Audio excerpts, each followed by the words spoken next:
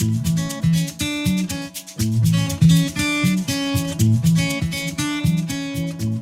beer lovers, welcome to the Brews Less Traveled Beer Club and podcast. We are closing out our month in Charlotte, North Carolina today, and we're going to be speaking with Brad Burton, the Director of Sales and co-owner at Newgrass Brewing Co. And me and Mary Catherine are going to be drinking their Hummingbird Cake Pastry Sour. This is a beer I actually didn't think I would like, and I ended up loving. Stay tuned for another really great episode. Hey everyone, welcome to the Brews Less Traveled podcast and beer club. I'm your craft beer loving host, Molly Lamb. We are back in Charlotte, North Carolina today. I am sad to say it is our last day here, but we are going out with a bang as we always do. We're going to be drinking a fantastic pastry sour from Newgrass Brewing Co. called Hummingbird Cake. I actually had to look up what Hummingbird Cake was. I wasn't exactly sure. So Hummingbird Cake is a banana pineapple spiced cake originating in Jamaica, and it's super popular in the South, and that became relevant really in the 1970s. And apparently it tastes like banana bread and carrot cake had a baby together. So I'm absolutely drooling over this. Guys, I am joined with my co-host that has been with me for this entire month, Mary Catherine, and I'm actually incredibly sad to say goodbye to this amazing woman who has taught me personally a lot about beer. MC, how are you? You want to say a quick hello? I'm great. You're always making me blush over here, Molly. I'm sad to go as well, but it has been like so much fun drinking and talking with you and our guests and our live stream audience every week. So thanks for letting me be here with you. And let's not close it out too soon. We still have a whole episode to do tonight. MC, have you had a pastry sour ever? Yeah. So I've had several. I used to bartend in DC, and there is a brewery in Berlin, Maryland called Burley Oak. And they have a line of pastry sours that they do that are really popular called Dream, J-R-E-A-M. And they're very popular pastry sours. And so I've had a couple variations of it.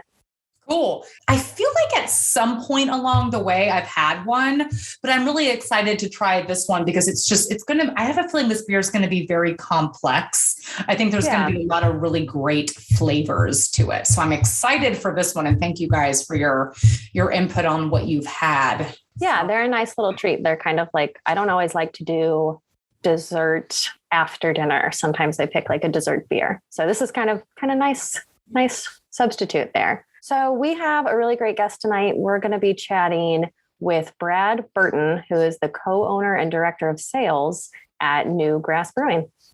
And Mary Catherine, are you ready to crack open this beer? Let's do it. All right, let's open this Hummingbird Cake Pastry Sour from Newgrass Brewing Co. Wild can art here. I know, I'm so digging can art. The can, I don't know if you noticed this, Molly. Before opening, roll gently to distribute deliciousness. I think there is a little bit of fruit puree in there. So yeah, to all of our beer club members, give it a gentle roll. Ooh, yeah, I can see that puree coming out for sure. I'm smelling it as I go. I'm kind of doing a slow pour with this thick one. Oh, yeah. Well, I smell that pineapple right away. Mary Catherine, what are you smelling right away? I definitely get the pineapple, but then kind of like under the pineapple, I'm for sure getting that yellow cake, that vanilla cake, especially in that first sip. Whoa. Yeah, that's wild. It almost tastes like praline pie. Yeah. I totally get that pecan kind of praline flavor. Okay, so I promise I'm going to start working here in a second, guys. Wow. This definitely beer, captivating all of our attention. I mean, honestly, this is not a beer I would typically order, but I am so glad I am tasting this right now. Yeah, right. I don't think I would get something like this if it hadn't been sent directly to me, but I'm glad we're drinking it. Oh man, I just filled my glass up a little more and that puree kind of came out. Mm-hmm. Wow. It's kind of like those smoothie beers that are becoming popular, which I'm not like the biggest fan of. This is such an approachable version of that, right? Basically for like the beer drinkers out there. So a little bit more about this beer. It clocks in at 6% ABV. And this Kettle Sour was a collab with Casita Brewing Company. And it's a sour ale made with banana, pineapple, cinnamon, pecans, vanilla, yellow cake, and pastry cream.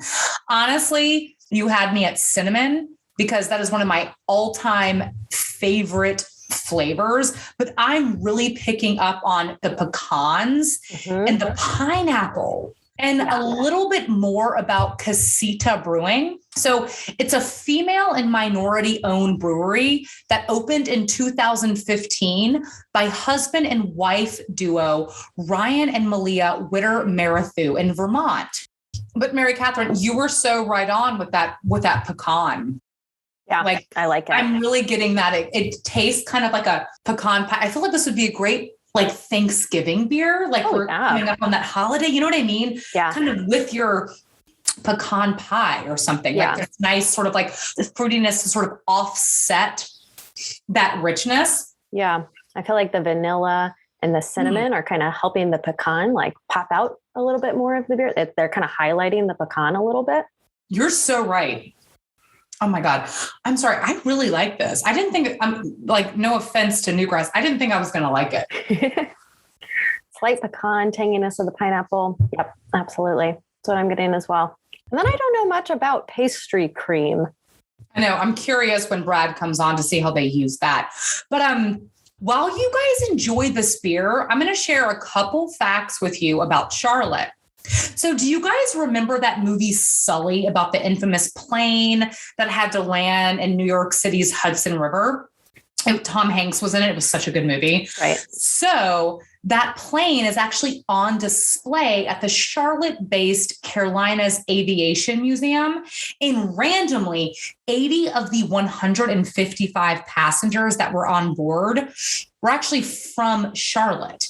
So every so often, a few of them will swing by the museum for a meet and greet with visitors, which I thought was so fun. Yeah. And the Hunger Games that came out in 2012 was almost entirely shot in North Carolina. The Carolina Theater, called the Night Theater on Tryon Street, which we've actually mentioned before in the podcast, is where the tributes interview scenes were filmed in the movie.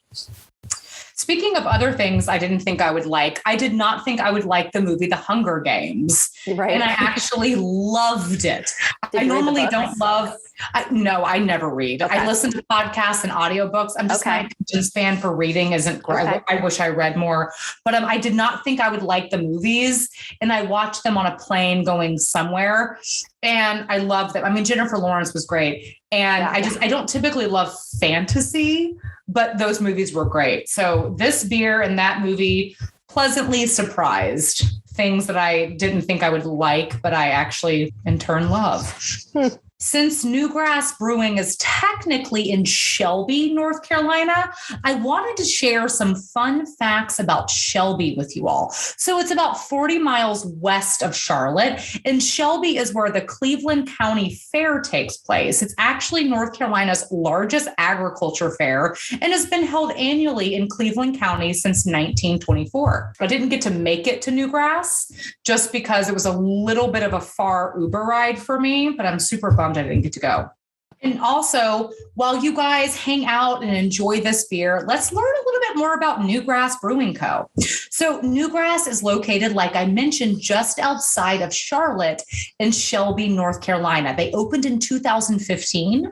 The facility where they're located is over 100 years old. It's extremely historic. It used to be the Hudson department store, and they used reclaimed wood from the Dover Mill, which at one point was one of the biggest employers in the area, which I thought was really amazing. And fun fact, many of the local patrons have family members that worked on the flooring that they used. They're a Belgian and hop forward inspired brew pub, and they also serve locally sourced food. Yeah, I'm definitely into that. You know, my agriculture background. I love to see locally sourced food on a menu, especially at a brewery. Absolutely. And it's kind of rare because a lot of times breweries are not that focused on that, but Newgrass certainly is. So yeah, I cool. love that. Let's welcome on our guest this evening, Brad Burton, the co-owner and director of sales at Newgrass Brewing Co. Brad, how are you? Hey, I'm doing great. How are y'all doing? So good. We're happy to have you here. So we always love to ask our guests their craft beer origin story. Can you tell us yours? So I worked in another industry prior to Newgrass. I actually worked in the furniture industry for a textile manufacturer. It was just really slowly during that time getting more and more into craft beer. We had a lot of really good bottle shops and beer bars in the town I was living and working in at that point.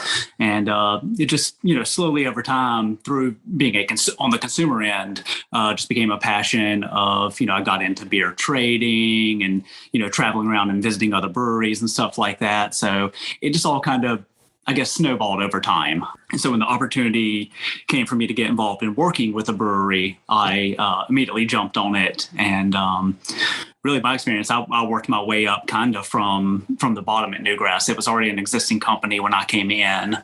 I started out bartending and basically bussing tables there. A couple months later, started brewing. Couple of years later, took over the sales program, and now I've bought in and own a good share of the company now. Nice. And so what's the history of Newgrass? How did you guys start? So we started back in 2015. We had 4 original owners back then who were all locals, and they just wanted to bring a craft beer experience to Shelby, which was a small town, didn't really have, anything in that range that existed there at the moment. But during that time, craft beer was really spreading like wildfire throughout the rest of North Carolina. So they just wanted to have, Shelby's own brewery there. And so they started in August of 2015. They opened up Newgrass, and it has been just taking off since then. That's so cool. I know. I wish I could have gone there. Can you tell us a little bit more about this beer? I want to know kind of what exactly a Kettle Sour is for some of our audience that might not know. So Kettle Sours, most of us know them more by their most popular brand names, which are Gozas and Berliner Weisses.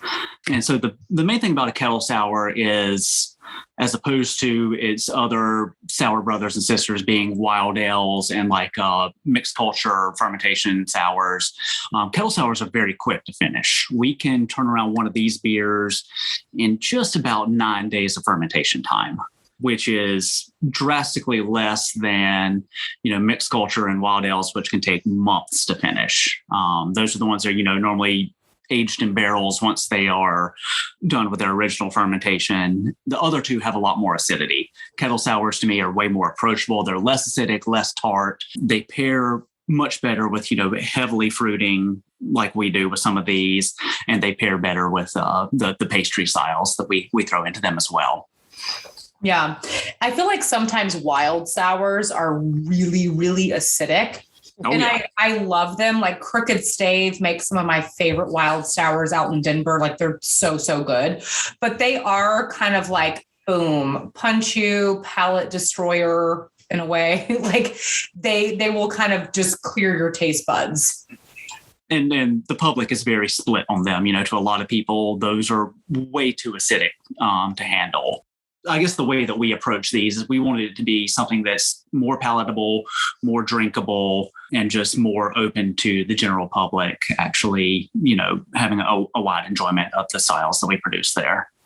Absolutely. I find Kettle Sours to be a little more approachable, a little softer sometimes, a little bit rounder. And, Yep. and I love both styles of sours. I really do. I can appreciate both because I love the funkiness of a wild sour and that kind of like layered flavor to it. But yeah, I think kettled sours just have such a beauty to them as well.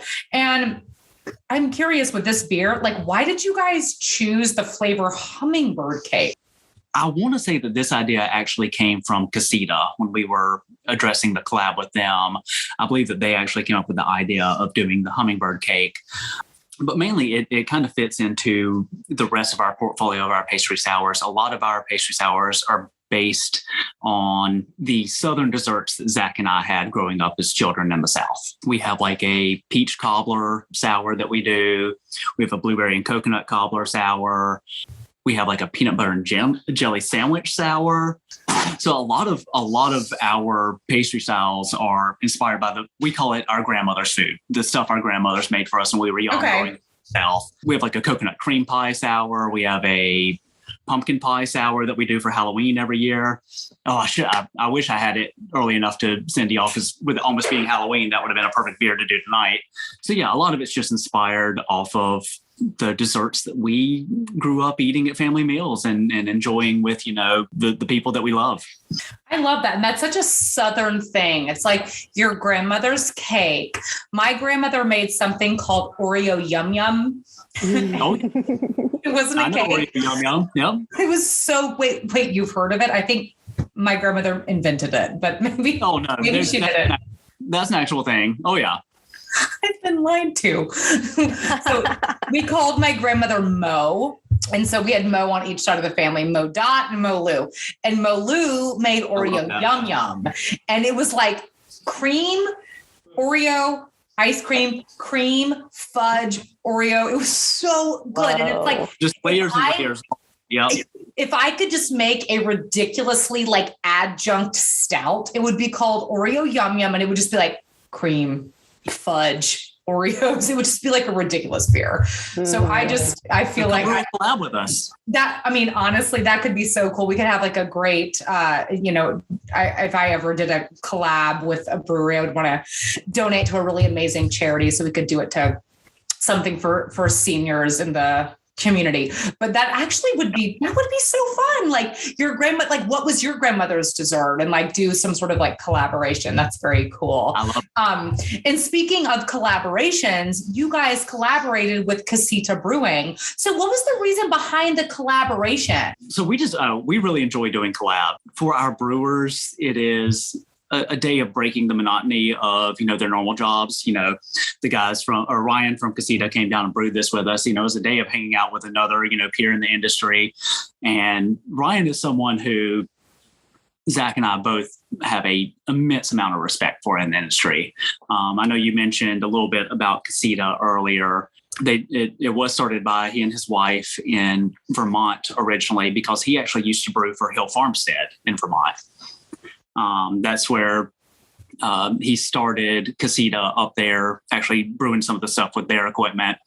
And then after a couple of years, he moved down to North Carolina, which I'm pretty sure is where his wife is originally from, in the eastern part of the state. And so now they have a taproom and brewery in Wilson, North Carolina, which is where they're located now, which is, I want to say, about an hour east of Raleigh.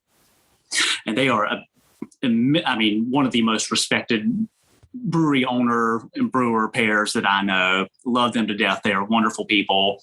And Ryan is definitely just one of the most talented brewers that I know in the industry. So to just have him come visit us and hang out for a day was, it was like, Zach and I were kids in the candy store that day. We were so giddy we were almost starstruck meeting this guy. So that was a lot of fun for us.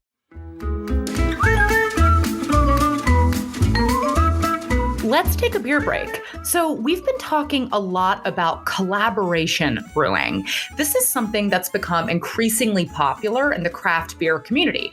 It's basically when two or more breweries get together and they make a brew together, something that perhaps one of the breweries participating is an expert in. It's a great way for people in the industry to get together and hang out with like-minded individuals and maybe get some ideas from one another.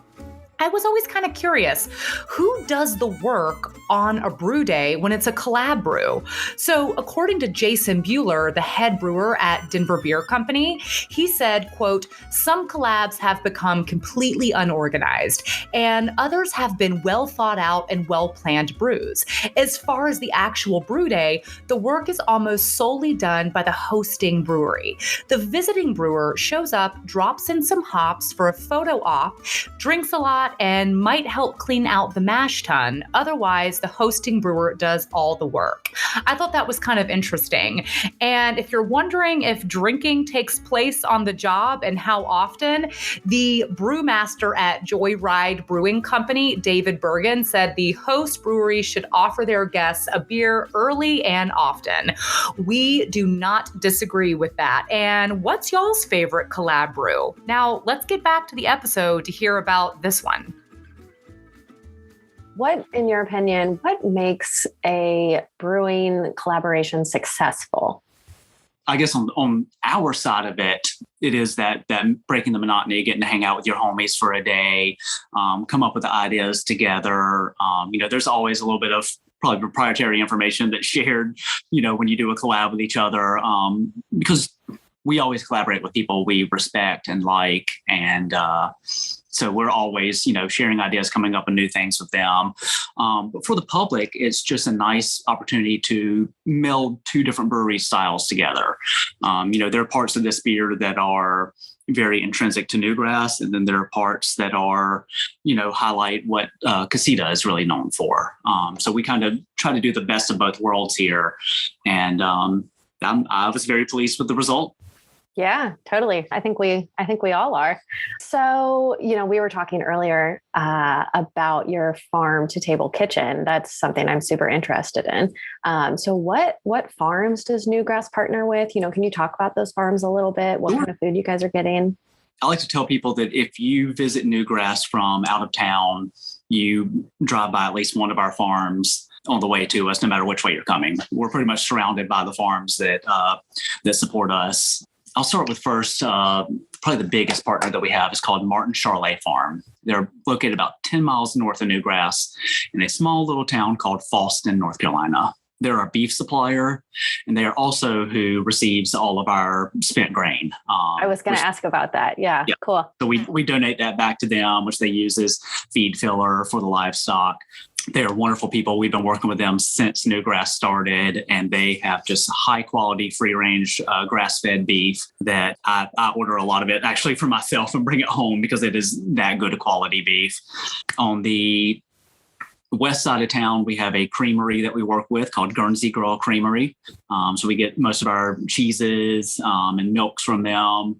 We actually sell their cheese and their bottled milk in our little marketplace cooler in the tap room for people to buy and take home as well. Just as a little, extra way to support them. And then all of our pork products come from Susie Q Farm, which is a pork farm that's just a little bit south of us.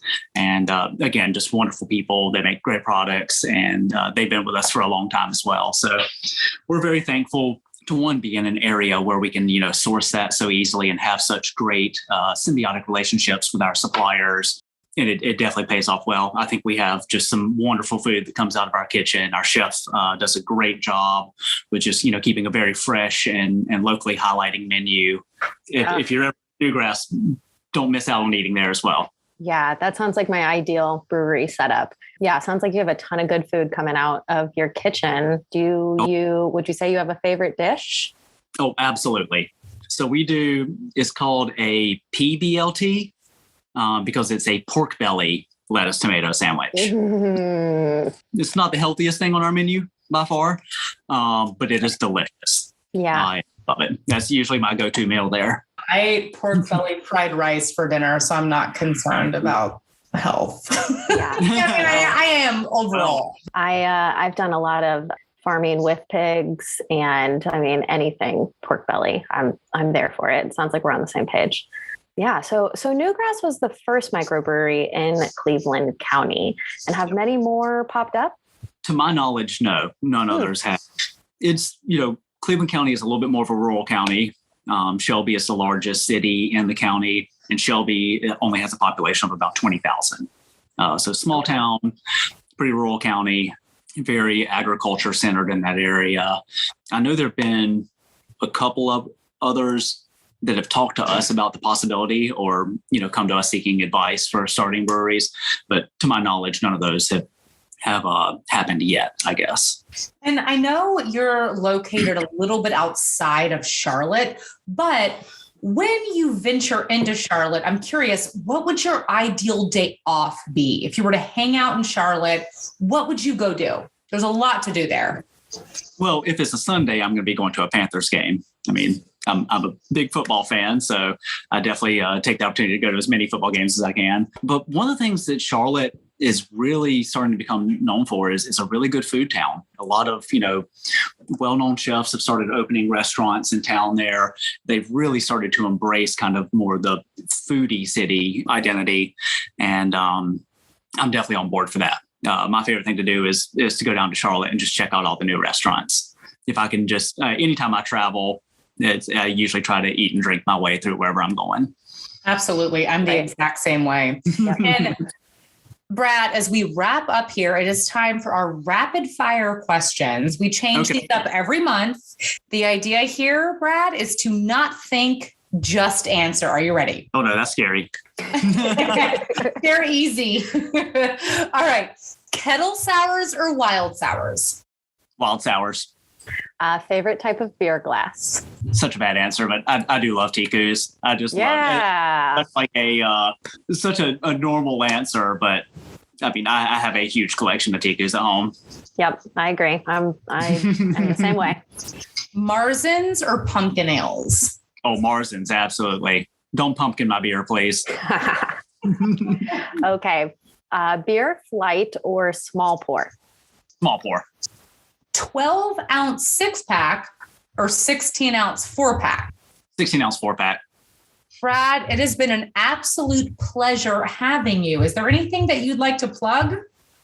No, I just want to say that if anyone listening ever has a chance to stop by Newgrass, we would absolutely love to have you come visit us. If anyone actually ever wants to reach out to me, if they are coming to Newgrass, I would love to give anyone here a tour, meet folks over the weekend if they're there anytime.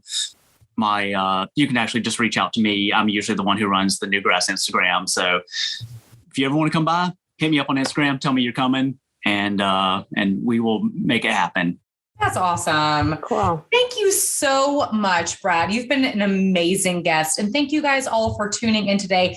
Thank you to my wonderful co-host who has been with me this entire month of October, Mary Catherine. I'm so sad to say goodbye to you. Thank you for having me, Molly. Oh my God, you have been absolutely incredible. We are saying goodbye to Charlotte, but as always, we have another great undiscovered craft beer city to explore next month. I'm going to give you guys a hint. Our November city is the home of the Oscars of dining. I will see you all in this new city next month. Cheers.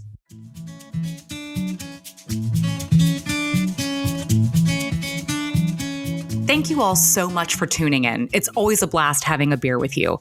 Don't forget to sign up for the Brews Less Traveled Beer Club, and this way you'll get the beers I've been drinking delivered right to your doorstep, plus exclusive access to our weekly live streams. You can also follow Bruvana on Instagram and me as well at Molly_Brews Less Traveled. I always love hearing from you guys, especially if it's a beer recommendation. So keep the messages coming. Cheers.